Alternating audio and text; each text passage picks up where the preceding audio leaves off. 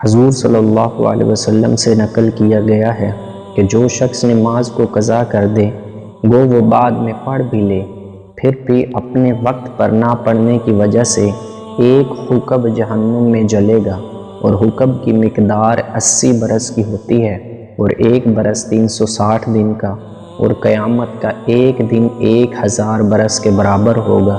اس حساب سے ایک حقب کی مقدار 2,88,00,000 برس ہوئی۔ فائدہ میں لکھتے ہیں، حقب کے معنی لغت میں بہت زیادہ زمانہ کے ہیں۔ اکثر حدیثوں میں اس کی مقدار یہی آئی ہے جو اوپر گزری ہے، یعنی 80 سال۔ در منصور میں متعدد روایات سے یہی مقدار منقول ہے۔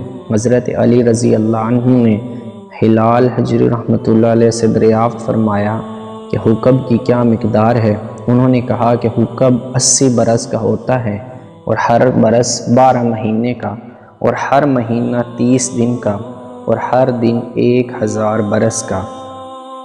حضرت عبداللہ بن مسعود رضی اللہ عنہ سے بھی صحیح روایت سے 80 برس منقول ہیں۔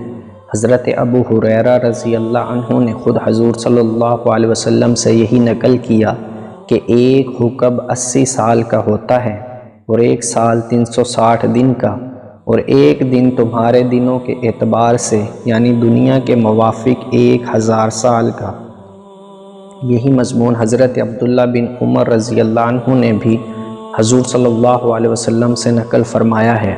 اس کے بعد حضرت عبداللہ بن عمر رضی اللہ عنہ فرماتے ہیں کہ اس بھروسہ پر نہیں رہنا چاہیے کہ ایمان کی بدولت جہنم سے آخر نکل جائیں گے۔ اتنے سال یعنی 2,88,00,000 برس چلنے کے بعد نکلنا ہوگا، وہ بھی جب ہی کہ اور وجہ زیادہ پڑے رہنے کی نہ ہو۔ اس کے علاوہ اور بھی کچھ مقداریں اس سے کم و زیادہ حدیث میں آئی ہیں، مگر اول تو اوپر والی مقدار کئی حدیثوں میں آئی ہے، اس لیے یہ مقدم ہے۔ دوسرے یہ بھی ممکن ہے کہ آدمیوں کی حالت کے اعتبار سے کم پیش ہو جائے۔